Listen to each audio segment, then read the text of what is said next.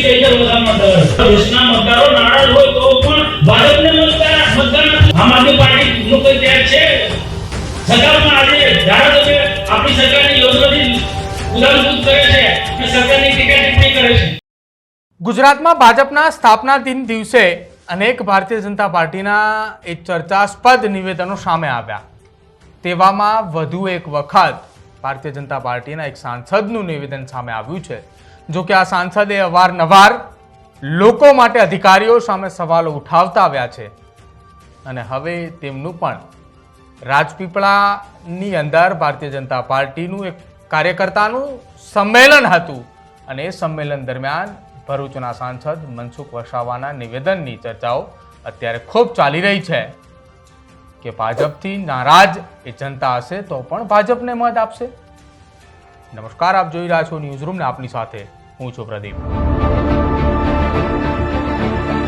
ભારતીય જનતા પાર્ટીના સ્થાપના દિવસ દરમિયાન મનસુખ વસાવાએ આકરા પાણીએ હતા।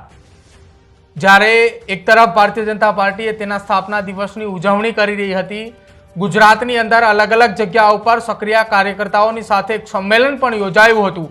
એ તાલુકા કક્ષાએ સંમેલન હતા, જિલ્લા કક્ષાએ પણ સંમેલન હતા અને આ જ દરમિયાન ભરૂચના રાજપીપળા ખાતે એક કાર્યકર્તાઓનું સક્રિય સંમેલન હતું અને એ સંમેલનની અંદર મનસુખ વસાવાએ આકરા તેવર અને આકરા અંદાજ સાથે દેખાયા હતા। મનસુખ વસાવાએ નામ લીધા વગર વિરોધીઓને આડે હાથ લીધા હતા અને ભરૂચ જિલ્લાના ભાજપના કાર્યકર્તાઓ સામે મનસુખ વસાવાએ મતદારો એ નારાજ હશે તો પણ ભાજપને જ મત આપશે એમ કહીને તેમણે આખી આ વાત એ કાર્યકર્તાઓ સામે મૂકી। શું કહ્યું મનસુખ વસાવાએ એ પણ સાંભળી લો પહેલા। ના આને જો કોઈ છે પણ નથી, કઈ છે ડર આપણને? કોઈ ડર છે? કોઈ કોંગ્રેસ વાળાનો ડર છે આપણને કે આ પાણાનો છે કે ભવિષ્યમાં બીજી કોઈ પાર્ટી ઉભી થશે એવો કોઈ ડર છે કોઈને? નથી। છતાં પણ કેમ? છતાં પણ ભારતીય જનતા પાર્ટી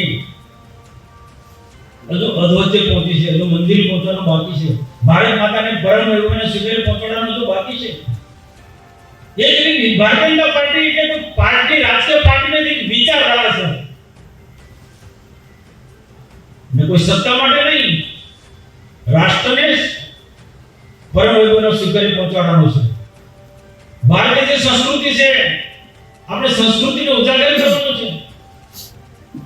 એકંદર ભારતનું સપનું ભાજપ કઈ રીતે પૂર્ણ કરે એના માટે આ ભારતીય જનતા પાર્ટીની સ્થાપના થઈ છે। નહીં કે સત્તા માટે, દેશને સમૃદ્ધ રાષ્ટ્ર બનાવવો છે, દેશને મજબૂત રાષ્ટ્ર બનાવવો છે, દેશને આત્મનિર્ભર ભારત બનાવવો છે, ભારતને અમેરિકાની હરોળમાં લઈ જવું છે, ચાઇનાની હરોળમાં લઈ જવું છે, વિશ્વની મહાસત્તા બનાવવી છે, દેશને સર્વોપરી રાષ્ટ્ર બનાવવું છે। અમેરિકાની થી પણ ઉપર પણ આપણે જવાનું છે તો એમને થવાનું છે। હર હાથનું કામ, દેશના એક એક વ્યક્તિને કામ મળે, રોજગારી મળે। કોંગ્રેસ પાસે આશા છે, આમ આદમી પાર્ટી આશા છે કે બીજા કોઈ એમ પાર્ટી પાસે કોઈ આશા છે કે ભારતનું સપનું ભારત અખંડ બને, ભારત અખંડ છે એને જાળવી રાખશે, ભારતના કોઈ ટુકડા ના થવા દે, એવું બીજા કોઈ પાસે આશા રાખી શકાય નહીં।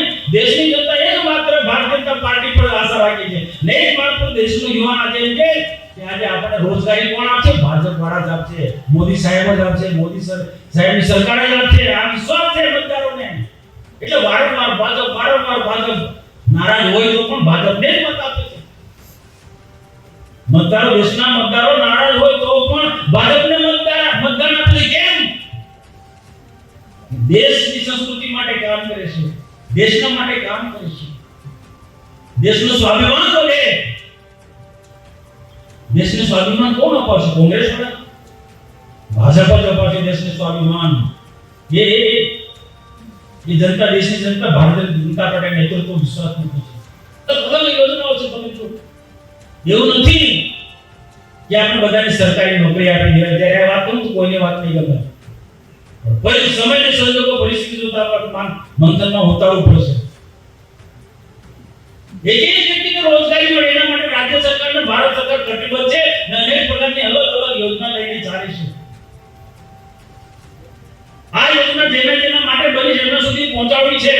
એકલા નરેન્દ્રભાઈ મોદી એકલા કે ભૂપેન્દ્રભાઈ પટેલ ના પહોંચાડે એકલા, ત્યાં મંચ પર બેઠેલા નેતાઓ એકલા આ યોજના જેના માટે બહેનો સુધી ના પહોંચાડે એના માટે કાર્યકર્તાની જવાબદારી છે. એવા સમયે 1984-85 માં મેં વિધાનસભાની ચૂંટણી લડ્યો ભાજપમાંથી, કમળમાંથી. એ વખતે જીતવા માટે નહીં પણ ભાજપના પ્રચાર માટે, કમળના પ્રચાર માટે 19 ની ચૂંટણી લડ્યો. કેટલા મત મળ્યા છે કોઈ કાર્યકર્તા ખબર છે? આ કોઈ બધા કાર્યકર્તાઓને ખબર છે? 1200 મત મળ્યા હતા. પહેલી ચૂંટણી વિધાનસભાની લડ્યો એ વખતે 1200 મત, ફક્ત 1200 મત મળ્યા. ભાજપને સમજવું બહુ અઘરું છે ભાઈ. કોઈ રાજકીય પાર્ટી નથી કે સત્તા માટે કામ કરનારી પાર્ટીને આપણે કોઈ કાર્યકર્તા નથી. આપણે રાષ્ટ્રીય સમર્પિત કાર્યકર્તા છે. પદ મળે કે ના મળે ચિંતા ન કરો. યુસીસી શું ભાઈ? એક આદિવાસી કે યુસીસી આદિવાસીને લાગુ પડતું જ નથી. આદિવાસીને દલિતોને જે બંધારણીય અધિકાર મળે છે એમાં કોઈ ટેસ્ટ નથી કરવાનો. આ તો ખોટી વાત કરે છે. આદિવાસીના હક અધિકાર માટે જે પૂર્વ નથી સત્તા નથી એ સત્તા ભાજપ શાસનની અંદર આપણે એ અધિકાર મળ્યા છે. જે આદિવાસીઓના જંગલની જમીનનો પણ અધિકાર ભારતીય જનતા પાર્ટીના શાસનમાં મળે છે. સ્ટેચ્યુ યુનિટીમાં આવનારા દિવસોમાં એક પ્રોજેક્ટમાં સ્થાનિક લોકોને રોજગારી મળે, કામ મળે, નોકરી મળે. જે પ્રોજેક્ટો છે પ્રોજેક્ટમાં જે મોટા પ્રોજેક્ટોમાં એ સક્ષમ યુવાનોને આપણે તૈયાર અંગ્રેજી જ્ઞાન, વિજ્ઞાન, ટેકનોલોજી સાથે આપણે આપણા વિદ્યાર્થીઓને માર્ગદર્શન આપે. કઈ રીતના પ્રોજેક્ટની અંદર નોકરી મળે એ કરવું પડશે. એક ક્લાર્કમાં પાસ થવા માટે કેટલી તકલીફ પડે છે એના માટે મહેનત તો કરવી પડે ને. પણ બધાને નોકરી નથી મળવાની તો બાકીના બધાએ કોઈ ને કોઈ એ પ્રકારના અભ્યાસક્રમમાં જોડાઓ. એવામાં આઈટીઆઈમાં એવા રીતના જોઈન કરો કે બધી જગ્યાએ જ્યાં પણ જાઓ ત્યાં ઉદ્યોગોમાં ઘરના આંગણે નથી નોકરી મળવાની બધાને. આસપાસ ઇન્ડસ્ટ્રી છે, જગ્યાએ છે, જંબુસરમાં મોટા ઉદ્યોગો આવ્યા છે.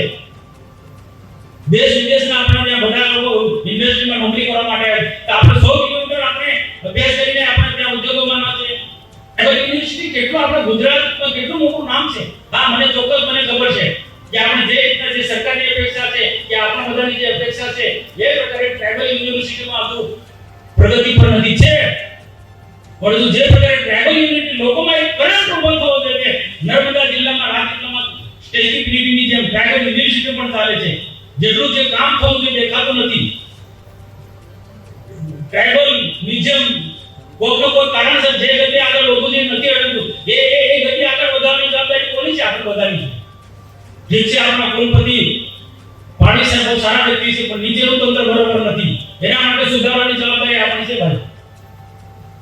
એ સુધારવાની જવાબદારી આપણી છે. સરકારમાં આપણે ધ્યાન દેવાનું. મેં આપણા ટ્રાઇબલ આપણા મોરચાના અધ્યક્ષને પણ વાત કરી કે જો આપણે ટ્રાઇબલ યુનિવર્સિટીમાં ઉમેદવાર જીતો ત્યારે ત્યારે પણ ધ્યાન દોર્યું હતું.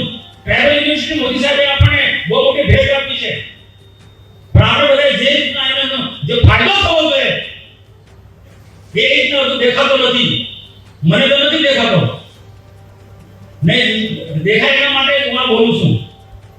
દેખાય માટે બોલું છું. એકલા મનસુખ વસાવા એટલે દર્શનાબે નહીં બધા કાર્યકર્તાએ બોલવું પડશે.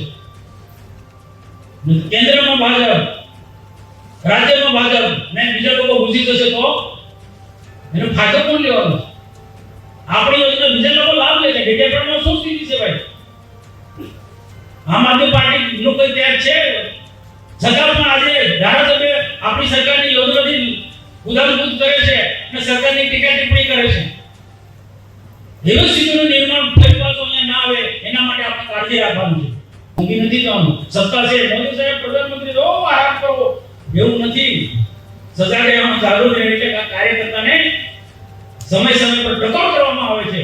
આમ આદમી પાર્ટી જે કોંગ્રેસને ગઠબંધન કરીને આવનારા દિવસોમાં નર્મદા જિલ્લા પંચાયત કબજે કરવા માટે, તાલુકા પંચાયતો કબજે કરવા માટે, નગરપાલિકામાં ઘૂસવા માટે જે મહેનત કરી રહ્યા છે એનાથી તમને સાવધાન કરવા માટે આવ્યા છે. ડર નથી આપણને. સમજી લેજો કે મારા મંચ પર બેઠેલા નેતૃત્વને એમનો કોઈ નથી કોંગ્રેસનો ડર કે નથી ચૈતર વસાવાનો ડર. તમારે સાવધાન રહેવાની જરૂર છે. સાવધાન કરવા માટે તમને આયોજનનો સમય લીધો છે. તો મનસુખ વસાવાએ નામ લીધા વગર કોંગ્રેસ અને આમ આદમી પાર્ટીના નેતાઓને આડે હાથ તો લીધા, સાથે સાથે એ નવા કાર્યકર્તાઓ જે તેમની સામે ઉપસ્થિત હતા તેમને એક વાત પણ કહી કે જૂના લોકો અને જૂના કાર્યકર્તાઓનું માન સન્માન જળવાઈ રહે એ યાદ રાખજો, એ ધ્યાન રાખજો. આ સાથે જ મનસુખ વસાવાએ તેમના ભૂતકાળને પણ યાદ કર્યો અને યાદ કરતા એમને એ પણ કહ્યું કે પહેલી ચૂંટણીની અંદર 1200 મત મળ્યા હતા અને બીજી ચૂંટણીમાં 1200 મતથી હાર્યો હતો. આંતર કાપવાનો એ સમય ખૂબ લાંબો હતો અને કાપીને પણ બતાવ્યો અને આજે તમારી સમક્ષ હું ઊભો છું. આખી જીવન ગાથા એ તેમણે તેમના કાર્યકર્તાઓની સમક્ષ જણાવી.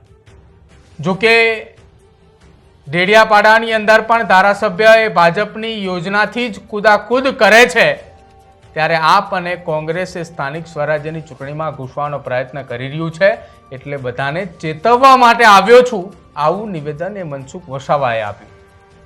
ભાજપને કોંગ્રેસ કે ચેતર વસાવાથી કોઈ ડર નથી, પરંતુ ભાજપના કાર્યકર્તાઓને જાગૃત કરવા માટે આવ્યો છું.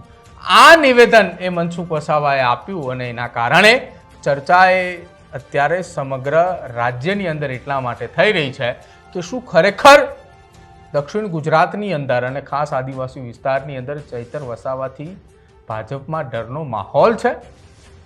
તમારું શું માનવું છે? દક્ષિણ ગુજરાતની અંદર અને ખાસ આદિવાસી વિસ્તારની અંદર ચૈતર વસાવાના કારણે ભારતીય જનતા પાર્ટીમાં ભય જોવા મળી રહ્યો છે? જો જાણતા હોય તો જરૂરથી કમેન્ટ સેક્શનની અંદર જણાવજો. જોતા રહેજો ન્યૂઝરૂમ. નમસ્કાર.